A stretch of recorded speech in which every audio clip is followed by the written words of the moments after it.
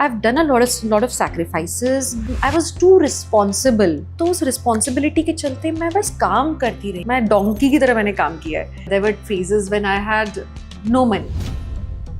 Do you believe in God's magic? I do. Any example, anything? For example, खतरों के खिलाड़ी. How did this happen कि मैं जो इतने सालों से मैं completely out of touch थी adventure से, मुझे अपने ऊपर भरोसा नहीं था. थैंकफुली विवेक को मुझ पर भरोसा था, मुझे नहीं था कि मैं क्या कर पाऊंगी. And cut to when I was there, I was just like, नहीं हो जाएगा, देख लेंगे, हो जाएगा. With that attitude actually magic kept happening. So there is something, some power कि आप अगर अब विश्वास करोगे तो वो आपको करके दिखाएगा. एंड ये मेरे साथ सिर्फ यहीं पे नहीं, कई बार फाइनेंशियल एंगल्स पे भी हुआ कि there were phases when I had no money, like literally no money, and there were EMIs and वो सब प्रेशर्स थे या रेंट्स थे. तो बस मैं ना काम करती रहती थी, कर्म पे ध्यान देती रहती थी और अपने आप जितना चाहिए होता था ना उतना ही. मैं सोच रही थी थोड़ा ज़्यादा दे देता भगवान, चला जाता. लेकिन trust me, it was beautiful कि मुझे जितना चाहिए ना लिटरली उतना ही अमाउंट मेरे पास आता था कि मेरे एंड्स मीट हो जाएं. बस ब्रेड एंड बटर मिल जाए मुझको, उतना पैसा. एज दे से कि यहाँ पे मुंबई में रहने में के लिए सस्टेनेंस सबसे मुश्किल है. आपको पहला प्रोजेक्ट शायद मिल भी जाए, ना भी मिले, लेकिन मिलने के बाद भी ज़रूरी नहीं कि आपको अगला मिले और उसके बाद अगला मिले. तो every day is a struggle for an actor. Mumbai is like a magnet, आपको अपना लेता है. आप इधर आ गए ना, फिर वो आपको कुछ, आप जाने का सोचोगे वो एक काम फेंक देगा आपकी तरफ कि अब जाके बताओ. हाउसवाइफ को अपनी आइडेंटिटी के लिए उसे कुछ काम भी करना पड़ता है, नहीं तो वो कहीं गुम सी जाती है. जैसे फॉर एग्जाम्पल, जब तक शादी नहीं होती तब तक हम अपने नाम से जाने जाते हैं, हम सब. बट अगर वर्किंग नहीं है लड़की तो फिर वो किसी की वाइफ है, किसी की बहू है, और थोड़ी दिनों बाद किसी की मम्मी बन जाती है, और फिर दादी, नानी, और फिर जिंदगी खत्म हो जाती है. तो अपना नाम, अपने नाम को पहचान बनाने के लिए इज इट इम्पॉर्टेंट कि काम किया जाए साथ में? सबसे इम्पॉर्टेंट है एजुकेशन सबसे पहले, एंड एक अवेयरनेस जो कि ना शायद बचपन से अपब्रिंगिंग में ही दी जा सकती है.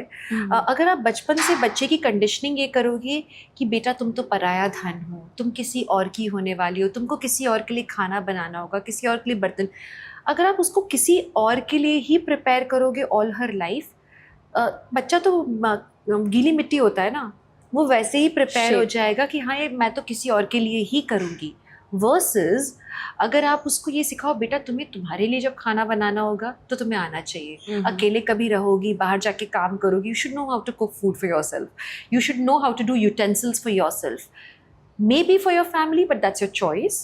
But we should teach them that you should get a partner who supports you enough, and जो कि तुम्हारे साथ बर्तन मांजे, जो कि तुम्हारे. सो अगर हम बचपन से अपब्रिंगिंग लड़कियों की भी ऐसी करें, मैं लड़कियों से इसलिए शुरुआत करी क्योंकि हम आमतौर पे आजकल ये कहने लगे नहीं लड़कों की परवरिश ऐसी होनी चाहिए, लड़कों को सिखाया जाना चाहिए how to treat women. That's one thing. लेकिन कभी कभी लड़कियों को भी सेल्फ रिस्पेक्ट डिमांड करना नहीं आता. Exactly. उन्हें वो भूल जाती हैं कि एक्चुअली उनकी खुद की आइडेंटिटी है, एंड ज़रूरी नहीं कि वो दूसरों के वैलिडेशन का इंतज़ार करें. आपको दूसरों के परमिशन अलाउ करने की ज़रूरत नहीं है. आप खुद मांगोगे ना अगर रिस्पेक्टफुली, आपको मिलेगा. आप अपनी पर्सनालिटी को समझो, अपनी इज्जत करो. The moment you start respecting yourself, people will automatically respect you. आज जहाँ आप खड़े हो, क्या फील कर रहे हो? आज इस जगह पे खड़े होकर पीछे पलट के देखते हो तो ये जो पूरा का पूरा मैजिक जो गॉड ने प्लान किया, आपकी ज़िंदगी जो आपने प्लान की थी, आई गेस ये उससे अलग है, ये उससे इतर है. तो ये कितनी इतर है, और आप कहाँ देखते हो अपने आप को आज मैं वैसा फील कर रही हूँ जैसा शीरी क्लाइमैक्स पर फील कर रही थी अपने आखिरी एपिसोड पे. ये वो वाली, लेकिन ये मेरी ज़िंदगी का आखिरी एपिसोड नहीं है for sure. I have done a lot of sacrifices. और सैक्रिफाइस कैसे, जैसे मैंने लाइफ में एंजॉय नहीं किया. जब लोग एंजॉय करते, आई वॉज टू रिस्पॉन्सिबल. तो और ऐसा नहीं किसी ने जिम्मेदारी का बोझा दे दिया था, खुद ली थी, खुद ही ले लिया था मैंने. तो उस रिस्पॉन्सिबिलिटी के चलते मैं बस काम करती रही। आई वॉज वेरी, मैं डोंकी की तरह मैंने काम किया है। तो मैंने भी अपने सैक्रिफाइसेस किए हैं।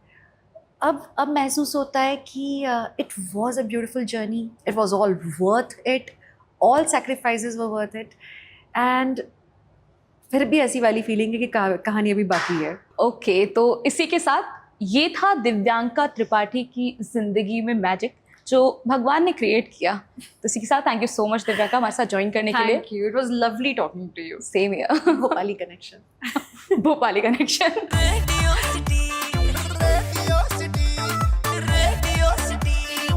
रेडियो सिटी रग रग में दौड़े सिटी।